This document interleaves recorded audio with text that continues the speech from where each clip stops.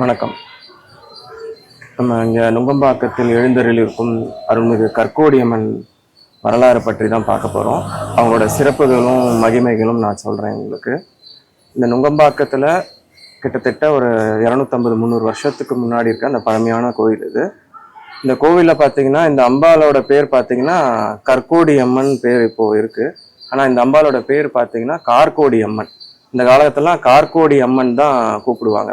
இந்த கார்கோடி அம்மன் எதனால சொல்றாங்க அப்படின்னா, அம்பாள் கூடவே கார்கோடகன் பாம்பு கூட இருந்தது. இந்த அஷ்ட நாகங்கள் சொல்லுவாங்க. அந்த அஷ்ட நாகங்கள்ல முதன்மையான நாகம் கார்கோடகன். இந்த கார்கோடகனோட அம்பாள் கூடவே இருந்ததுனால அதோட நஞ்சை இந்த நோய்களுக்கெல்லாம் மருந்தா பயன்படுத்தி இந்த நோயெல்லாம் குணப்படுத்தி வந்துட்டு இருக்காங்க. அந்த காலத்துல பாத்தீங்கன்னா தெரியாத நோய்கள் எல்லாம் நிறைய வந்துட்டு இருந்தது. இந்த கால்ரா இந்த மாதிரி தெரியாத நோய்கள்லாம் நிறைய வந்துட்டு இருக்கும் போது, அப்ப என்ன பண்றதுன்னு தெரியாம இந்த மக்கள்லாம் இருக்கும் போது சக்தி வடிவம் எடுத்து இந்த அம்பாள் இந்த ஊருக்கு இந்த மண்ணுல அமர்ந்திருக்காங்க. அப்போ இந்த நோய்கள் எல்லாத்தையும் குணப்படுத்திருக்காங்க. குணப்படுத்திருக்கிறதுனால அப்போ இருந்த கிராம மக்கள்லாம் என்ன பண்ணியிருக்காங்கன்னா, இந்த அம்பாளுக்கு இந்த ஊர்லயே செலவழிச்சு வச்சு இந்த கோவிலே இங்கேயே தங்கியிருக்காங்க. அதனால இங்கேயே பூஜை பண்ண ஆரம்பிச்சிட்டாங்க. நாங்க கிட்டத்தட்ட ஒரு 5 தலைமுறையா இந்த அம்பாளுக்கு பூஜை பண்ணிட்டு வந்துட்டு இருக்கோம். இன்னமும் எங்களோட பூஜை முறைகள்லாம் தொடர்ந்துட்டு தான் இருக்கு. இங்க கோவில்ல பாத்தீங்கன்னா வர செய்வார்த்தைகளை முக்கியமா என்னன்னு கேட்டீங்கன்னா, இந்த அம்பாலோட சிறப்பு எல்லா நோய் நொடிகளையும் தீர்க்கக்கூடியதான் இந்த அம்பாள். அந்த காலத்துல உடம்பு வியாதி எல்லாம் வரும்போது அப்ப இந்த அம்பா இங்க இங்க அவங்க இருந்து இந்த காரகோட அம்பானா இங்க இருக்கிறவங்களுக்கு எல்லாம் இந்த குணப்படுத்துன்னு நான் கேள்விப்பட்டிருக்கேன். அதை இப்ப நான் மனப்பூர்வமா உணர்ந்திருக்கேன். 2011 எனக்கு கொஞ்சம் உடம்பு சரியில்லாம போச்சு. அப்போ நான் ஐசியூல அட்மிட் ஆயிருந்தேன்.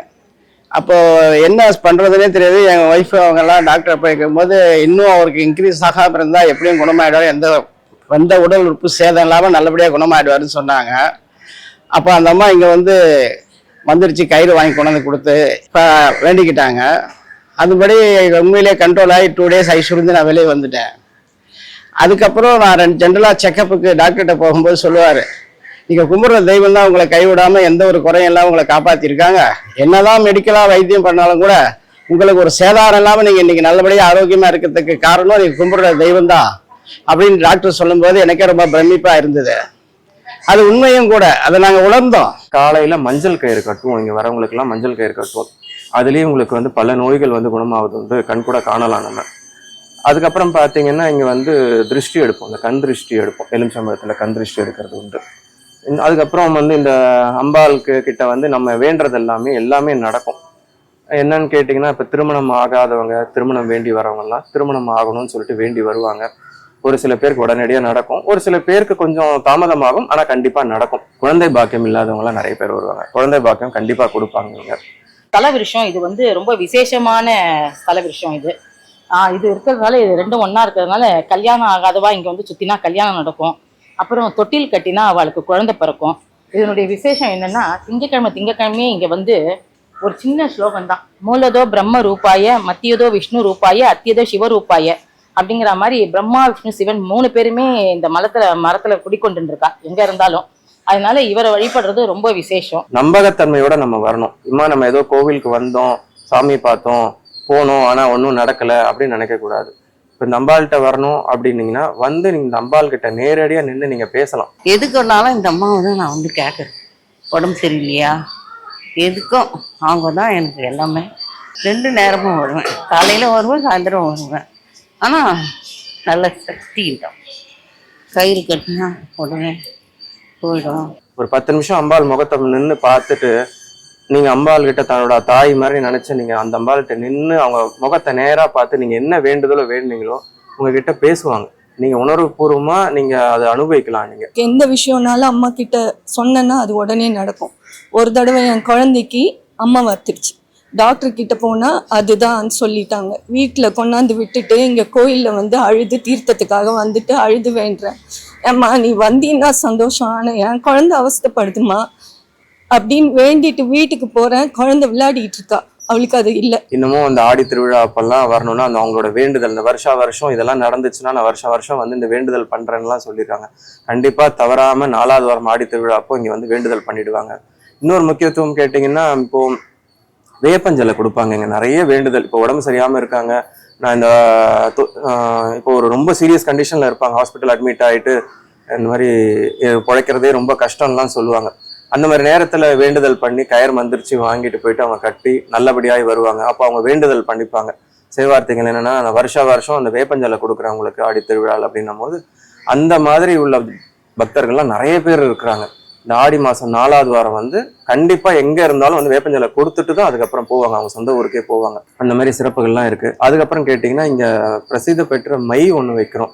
அந்த மை என்னன்னு பார்த்தீங்கன்னா, அது வந்து ஒரு செய்வினை பண்றதுக்குன்ற மையோ இல்லை ஒருத்தரை வசியம் பண்றதுக்குன்ற மையோலாம் கிடையாது.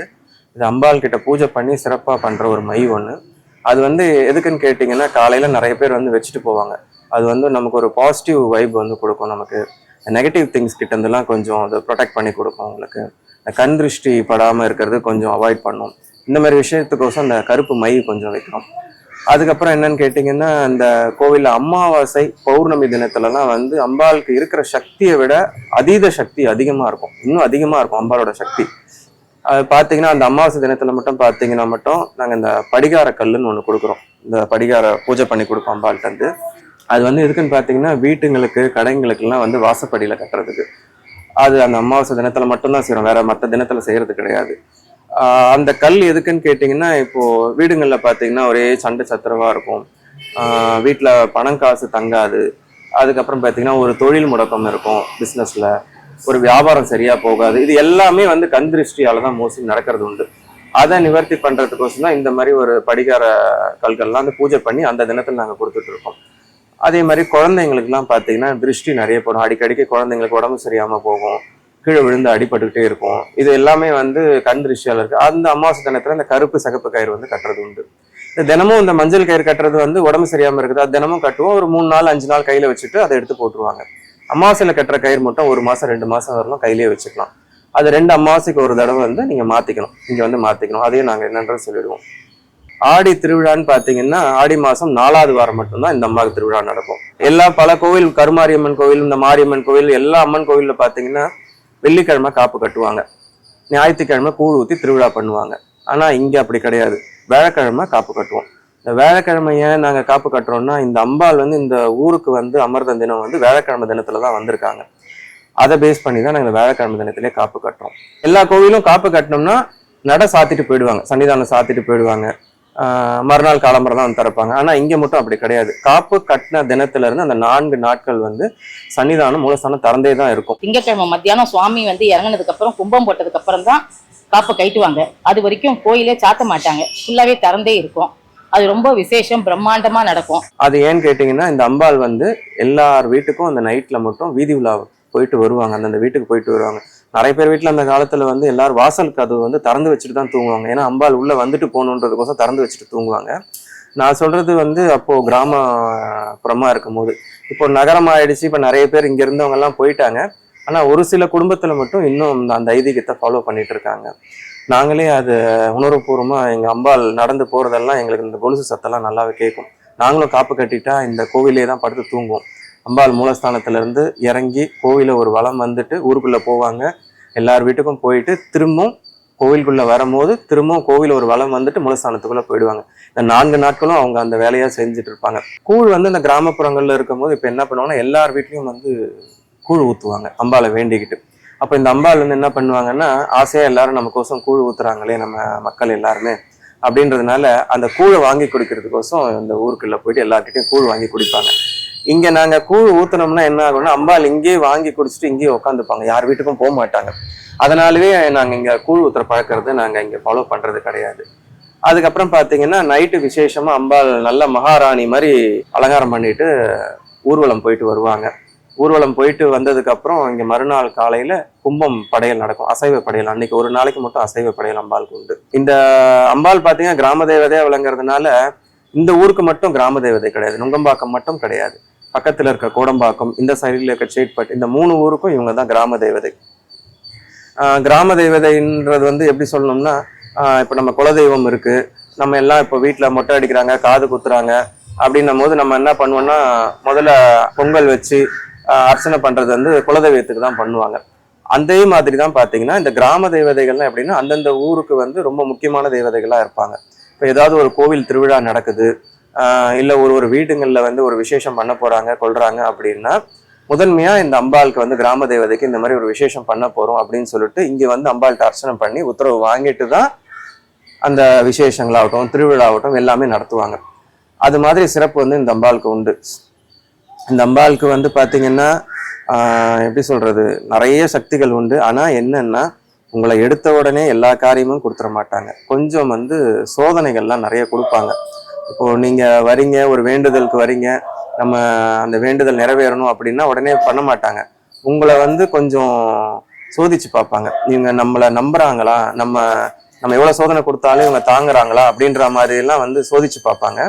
ஆனா கடைசி நேரம் வரலும் கைவிட மாட்டாங்க. கடைசி நேரத்துல உங்களுக்கு என்ன பண்ணணுமோ அதை பண்ணிடுவாங்க கண்டிப்பா. படிகாரம் கொடுக்கறதாகட்டும், கயிறு கட்டுறதாகட்டும், முழு நம்பிக்கையோட வந்தாங்கன்னா அவங்களுக்கு எந்த பிரச்சனையா இருந்தாலும் உடனே தீர்வு கிடைக்கும்.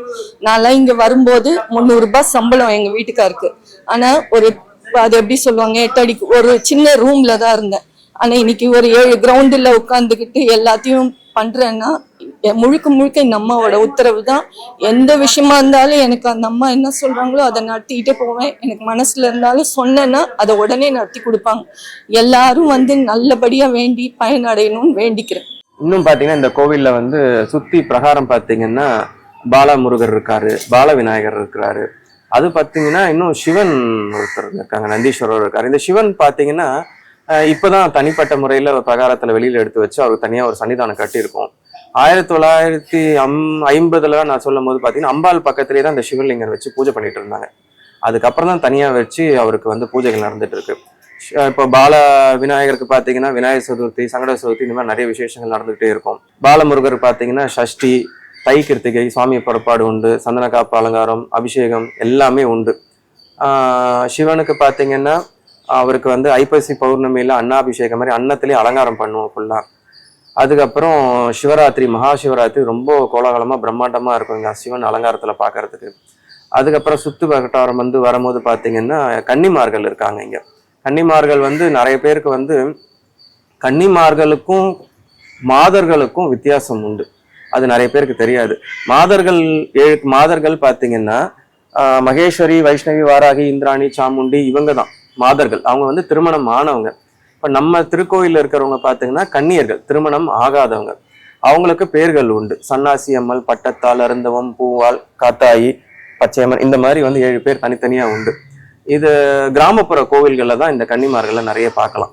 ஏன்னா இவங்க ரொம்ப விசேஷம். இந்த கன்னிமார்கள் பாத்தீங்கன்னா இது என்னன்னு கேட்டீங்கன்னா, மாசி மகத்துல இவங்களுக்கு வந்து கன்னி பூஜைகள், கன்னியா பெண்களை வர வச்சு அவங்களுக்கு பூஜை முறைகள்லாம் பண்ணி, அம்பாலே வந்து அவங்களுக்கு பூஜைகள்லாம் பண்ணி அவங்களுக்கு புடவை, வஸ்திரம் இதெல்லாம் கொடுத்து சிறப்பா நடக்கும். அவங்கள வர்ணிச்சு அவங்கள வர வச்சு சிறப்பா நடக்கும் அந்த பூஜைகள்.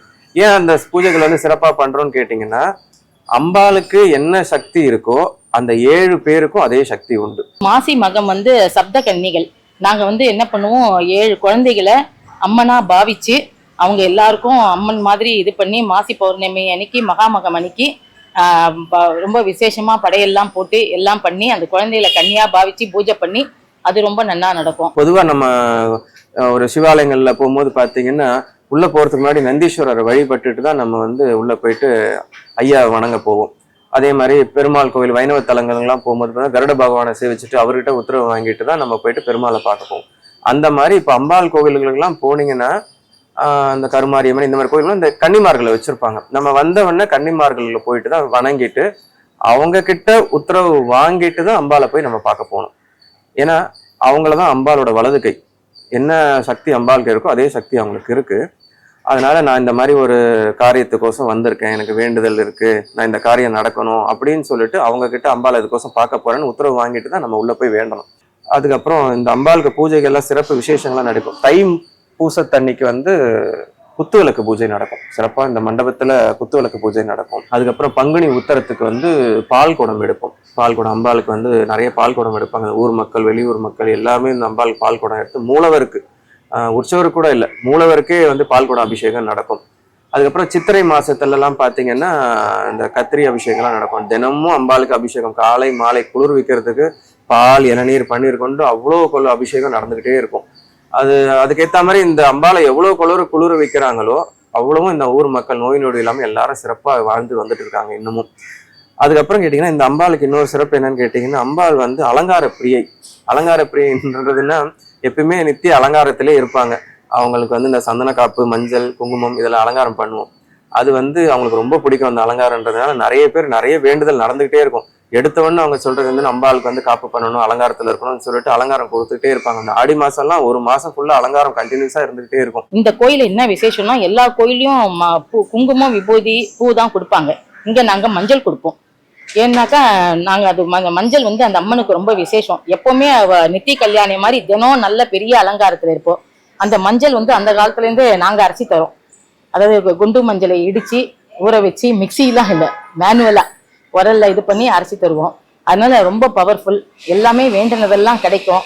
வேண்டாததெல்லாமும் நீங்க வந்து நின்னா இது பண்ணும். அவ கிட்டக வந்து நின்னாதான் அவளுடைய சக்தியை நம்ம உணர முடியும். பொதுவா பாத்தீங்கன்னா கூட்டம் பாத்தீங்கன்னா இந்த கயிறு கட்டுறதுக்கெல்லாம் பாத்தீங்கன்னா செவ்வாய், வெள்ளி, ஞாயிறு இந்த அமாவாசையில தான் வந்து கூட்டம் நிறைய இருந்துட்டு இருக்கு. இப்போ பொதுவா இப்போ இந்த மாதிரி சேனல்கள் எல்லாம் வந்து நம்ம பேட்டி கொடுத்து இந்த அம்பாலோட சிறப்பு எல்லாருக்கும் தெரியுதுனால இப்போ தினம் தினம் வந்து கூட்டமே அதிகரிச்சுட்டு இருக்கு கயிறு கட்டுறதுக்கு. நிறைய பேர் வந்து சொல்றாங்க திருமணம் ஆகாதவங்க எல்லாம் வந்து இப்போ திருமணம் நடந்திருக்கு. போன மாசம் கூட ஒரு திருமணம் நடந்திருக்கு. வேலூர்ல இருந்து ஒருத்தவங்க வந்திருந்தாங்க. அவங்க பொண்ணுக்கு ஒரு 2-3 வருஷமா வரன் பார்த்து எதுவுமே அமையலன்னு சொல்லிட்டு ரொம்ப வருத்தப்பட்டு வந்திருந்தாங்க. அவங்க கிட்ட அவங்களோட ஜாதகம், அந்த பொண்ணோட ஜாதகம் வாங்கி அம்பாள்கிட்ட வச்சு மஞ்சள் கயிறு வந்து இந்த அரச மரத்துல கட்டிட்டு சுத்தி வர சொன்னோம். அவங்களால வேலூர்ல இருந்து அடிக்கடிக்கு இங்க வர முடியாதுன்றதுனால அங்கேயே இருக்க அம்மன் கோவில்ல இந்த அம்பாளை நினைச்சு சுத்திட்டு வாங்க, அது அம்பாளை அடிக்கடிக்கு நினைங்கன்னும் போது அவங்க நினைச்சு பிரார்த்தனை பண்ணி ஒரு 2 மாசத்துல அவங்களுக்கு வரன் அமைஞ்சு திருமணமும் முடிஞ்சிருச்சு. கூடிய சீக்கிரம் அவங்க வந்து அவங்க பொண்ணுக்கு வந்து குழந்தை பாக்கியமும் வேணும்னு வேண்டிட்டு போயிருக்காங்க. அதுவும் நடக்கும், கண்டிப்பா நடக்கும். இந்த மாதிரி நிறைய சிறப்புகள் உண்டு இந்த அம்பாளுக்கு. நம்பி வந்து வேண்டிக்கிட்டு இந்த அம்பாள்கிட்ட கயிறு கட்டிக்கிட்டு போங்க. என்னென்ன நோய், தீராத நோய்கள் எல்லாம் கூட தீரும். ஆனால் நம்பிக்கையோட வாங்க. அடிக்கடிக்கு நம்ம வந்து ஒரு வாட்டி வந்துட்டு போயிட்டோன்னு நிற்கக்கூடாது. அடிக்கடிக்கு வந்து இந்த அம்பாளை வேண்டிட்டு ஆத்மார்த்தமா வேண்டுங்க. அம்பாள் கிட்ட வந்து எனக்கு இது நடக்கணும், நீங்க பண்ணி கொடுங்கம்மா அப்படின்ட்டு ஒரு வேண்டுதலை வந்து ரொம்ப பணியோட வைங்க. கண்டிப்பா சிறப்பா பண்ணி கொடுப்பாங்க அம்பாள். இந்த கோவில்ல வந்து பாத்தீங்கன்னா நிறைய பேர் வந்து நவகிரகம் இல்லையான்றது வந்து கேட்குறாங்க. நவகிரகம் வந்து நாங்க வைக்கல. இது என்னன்னு கேட்டீங்கன்னா, இது வந்து கிராம கோவில். அம்பாள் வந்து கிராம தேவதை. என்னன்னா அந்த காலத்துல பலி எல்லாம் கொடுத்துட்டு இருப்பாங்க இந்த கோவிலுக்கு. ஆகமம் பொறுத்தவரையிலும் வந்து சிவாகமம் இருக்கு, நம்ம வைணவம் அந்த ஆகமம் இருக்கு. இப்ப அம்பாள் பொறுத்தவரையிலும் பாத்தீங்கன்னா சாக்தம் தான். இந்த சாக்தம் வழிபாடு பொறுத்தவரையிலும் பாத்தீங்கன்னா அந்த காலத்துல எல்லாம் எல்லாரும் இந்த கோழி வெட்டுறது, ஆடு வெட்டுறது, பலி கொடுக்கறது, இந்த மாதிரி விஷயம் எல்லாம் நடக்குது. இப்ப கூட பாத்தீங்கன்னா நாங்க திருஷ்டி எடுக்கிறோம், வந்து அந்த எலுமிச்சம்பழத்தை திருஷ்டி எடுக்கிறோம். அந்த திருஷ்டி எடுக்கிற அந்த எலுமிச்சம்பழம் வந்து ஒரு கோழியை பலி கொடுக்கறதுக்கு தான் சமம். அதனால நாங்க என்ன பண்றோம்னா இங்க வந்து இந்த நவகிரகம் வந்து வைக்கிறது கிடையாது. ஏன்னா நாங்க அசைவ படையல் போடுறோம் அம்பாளுக்கு. அதனாலேயே இப்போ பாத்தீங்கன்னா இப்போ அம்பாளுக்கு நாங்க படையல் போடும் போது என்ன பாத்தீங்கன்னா பால விநாயகர், பாலமுருகர்லாம் எல்லா சன்னிதானம் அதெல்லாம் வந்து துணியை போட்டு மூடிடுவோம். மூடிட்டு தான் வந்து நாங்க படையலே போடுவோம். அம்பாளுக்கு படையல் படைப்போம். நாங்க வெளியில இருக்க உற்சவருக்கு தான் அம்பாள் படை, மூலவருக்கு படைக்க மாட்டோம். அதனால எங்களோட பூஜை முறைகள்லாம் பாத்தீங்கன்னா நாங்க வந்து பூஜாரிகள். நாங்க வந்து ஒரு சிவாச்சாரியரோ பட்டாச்சாரியரோ கிடையாது. அதனால எங்களுக்குன்னு ஒரு பூஜை முறைகள் உண்டு. அதனால அதெல்லாம் ப்ராப்பரா பண்ணணும். நம்ம வந்து நவகிரகம்லாம் வச்சா அவங்களுக்கு பூஜைகள் ப்ராப்பரா பண்ணணும். ஸோ இந்த மாதிரி விஷயங்கள்லாம், இந்த அசைவ படையல், இந்த மாதிரிலாம் விஷயம் எல்லாம் நம்ம போடுறதுனாலே இந்த பலி கொடுக்குறோம், திருஷ்டி எடுக்கிறோம், இந்த மாதிரி விஷயம் பண்றதுனால நாங்க நவகிரகம் வந்து நாங்க வைக்கிறது கிடையாது. அதே மாதிரி பாத்தீங்கன்னா நம்ம கோவில்ல ஸ்தல விருட்சம்னு பாத்தீங்கன்னா அரச மரம் இருக்கு. நம்ம வேம்பு தான் வந்து ஸ்தல விருட்சம், வேம்பு மரம் இருக்கு. பட் அந்த அரச மரம் வந்து கிட்டத்தட்ட ஒரு 150 வருஷத்துக்கு முன்னாடியில இருந்தே இருக்கு, பெரிய அரச மரம். அது ரொம்ப சிறப்பான உண்டு. இங்க வேண்டுதல் நாங்க வந்து குழந்தை பாக்கியம் வரவங்களுக்கும் சரி, தொட்டில் கட்டுறது எல்லாமே அந்த அரச மரத்துல தான். ஏன் அந்த அரச மரம் நான் வந்து ஸ்பெசிஃபிக்கா சொல்றேன்னா, அந்த அரச மரத்துல அடியில தான் வந்து பெரிய புத்து ஒண்ணு இருந்தது. இயற்கையாவே ஒரு பெரிய புத்து. அந்த காலத்துல எங்க தாத்தா எல்லாம் இருக்கும் போது பாத்தீங்கன்னா அந்த அரச மரத்துக்கு அடியில இருக்க புத்துக்கு நடுவுலையும் அம்பாள் மூலஸ்தானம். அப்ப வந்து ரொம்ப சின்ன குடிசை மாதிரி தான் இருக்கும். ஒரு வலை ஒண்ணு, ஒரு வே ஒண்ணு இருக்கும். அது வழியா தான் அந்த சர்பம் வந்து அம்பாள் பக்கத்துல வந்து படுத்துக்கும், வாசல்ல படுத்துக்கும். நாங்க பொதுவாகவே கோவில் திறக்கும் போதே பாத்தீங்கன்னா அந்த சாவி எடுத்து அந்த கதவை தட்டிட்டு தான் திறக்க சொல்லுவாங்க எங்க அப்பா தாத்தாலாம். அது ஏன்னு கேட்டீங்கன்னா அந்த சர்பம் வந்து கோவில் திறக்கிறாங்கன்னு தெரிஞ்ச உடனே அந்த வழியாவே வந்து யாரையும் தொந்தரவு பண்ணாம அந்த புத்துக்கு போயிடும். அது காலப்போக்கில் அந்த புத்து வந்து அந்த இடத்துல இருந்து அமிங்கிடுச்சு. அது காலப்போக்கில் அமிங்கிடுச்சு. அதனால இதை செயற்கையாவே ஒரு புத்து ஒண்ணு வச்சிருக்கோம். அது ஏன்னா இப்போ நிறைய அந்த தை மாசத்துல, ஆடி மாசத்துலாம் பாத்தீங்கன்னா புத்துக்கு பால் தெளிக்கிறதுக்கு இந்த தோஷம் நாகர்கள்லாம் வச்சிருக்கோம். அந்த தோஷம் தீங்கிறதுக்கோசம் அந்த பால் அபிஷேகம் எல்லாம் பண்ண வருவாங்க. அதுக்கோசம் இந்த புத்து இருக்கு. ரொம்ப சிறப்பு இந்த அரச மரம். இதுல வந்து பாத்தீங்கன்னா கல்யாணம் வேண்டிட்டு மஞ்சள் கயிறு அங்கதான் கட்டுறது உண்டு. குழந்தை வரம் வேண்டி தோஷங்கள் நீங்கிறதுக்கோசம் அங்க பண்றது உண்டு. அதனாலே ரொம்ப சிறப்பு அந்த அரச மரத்துக்கு. இன்னொன்னு வந்து பாத்தீங்கன்னா நம்ம சிவனுக்கு பாத்தீங்கன்னா இங்க மகாவில்வம் வந்து இங்க இருக்கு. அந்த மகாவில்வம் வந்து ரொம்ப இடத்துலலாம் பார்க்க முடியாது. சாதா வில்வம் நிறைய இடத்துல பார்க்கலாம். அந்த மகாவில்வம் பாத்தீங்கன்னா ரொம்ப சிறப்பு வாய்ந்தது, ரொம்ப அரியது, காண கிடைக்காத ஒரு மகாவில்வம். அது இங்க இருக்கு. இங்க வந்தீங்கன்னா பார்க்கலாம், நீங்க தரிசிக்கலாம்.